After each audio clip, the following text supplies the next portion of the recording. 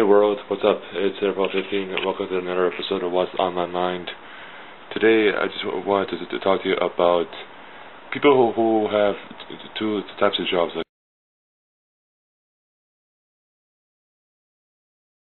Like myself, I am working temporarily for the Olympics as a parking attendant / permit, parking permit, and a lot of people are wondering, like, what's the difference between a parking attendant and a parking permit?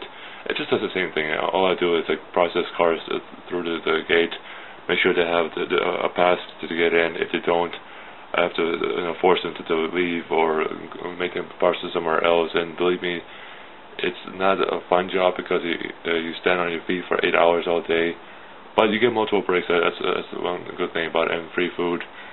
But also, the hard part is giving bad news to people about how they can't park. Even if you're a hotel staff, you can't park it at the hotel because we were renting out that hotel for the Olympics. People are telling me, you gotta overdo yourself, you gotta make yourself sick, you gotta collapse and then you gotta faint. And I agree with it. I mean, it is the way it is, but it's good pay. It's better than what other places are paying me. And sometimes, you don't have a choice. Like I said, it's only a temporary job, but sometimes in life you don't have a choice, and then some people have to have two jobs in order to make ends meet.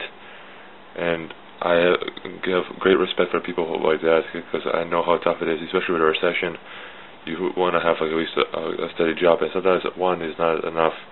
One paycheck will not cover it. Because look, the minimum wage here in BC is only $8 an hour, which is really ridiculous because you can't really have like a good life here only $8 an hour. That's why a lot of people here have like 2 or 3 jobs, because they want to at least maybe able to pay off their bills and make all of their ends meet, like groceries, and pay their rent and everything like that. So I think we should definitely consider the fact that having multiple jobs could be a bad thing because on your health, but also a good thing because more experience and then more pay. That's another thing. There are men and women in Guam whose full-time job is to travel the countryside and devour young girls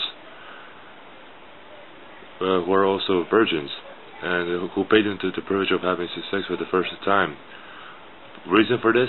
Well, under Guam law, it is expressly forbidden for virgins to marry.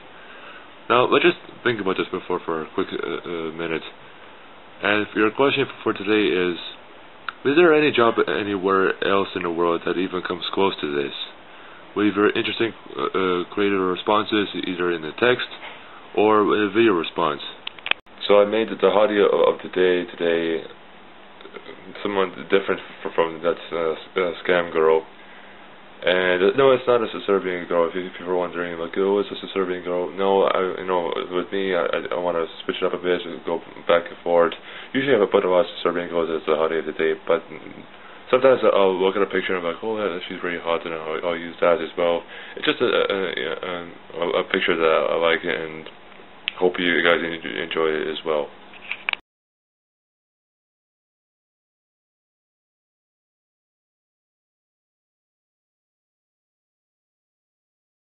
So today's story of the day is, it was at work, and I was doing my parking attendant job, and we get a lot of times these trucks that come in who deliver, or construction workers, or just regular, people who are like helping out for the Olympics.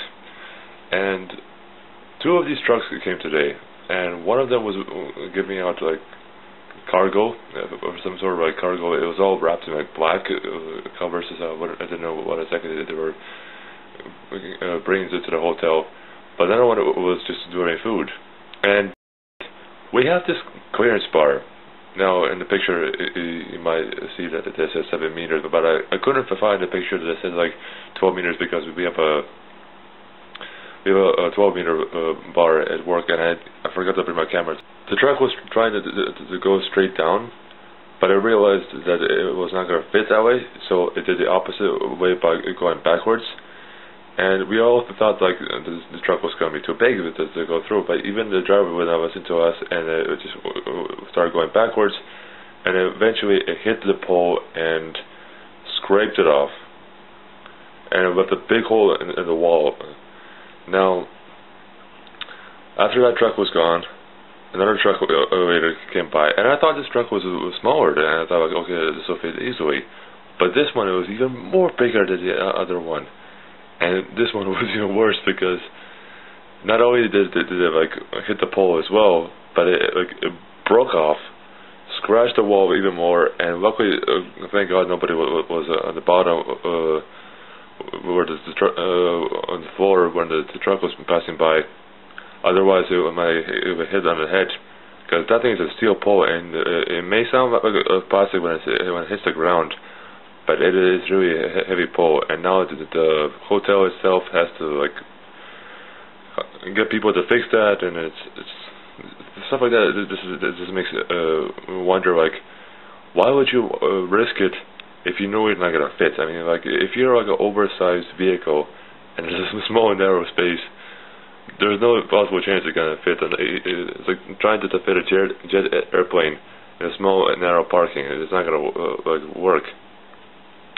So I really think, like, if you're gonna be delivering stuff and you're way over the limit of the clearance bar, you should just like stop on the side and just deliver like any other way you can figure it out. Otherwise, you're gonna just cause a lot of problems. And I bet the guy got a lot of like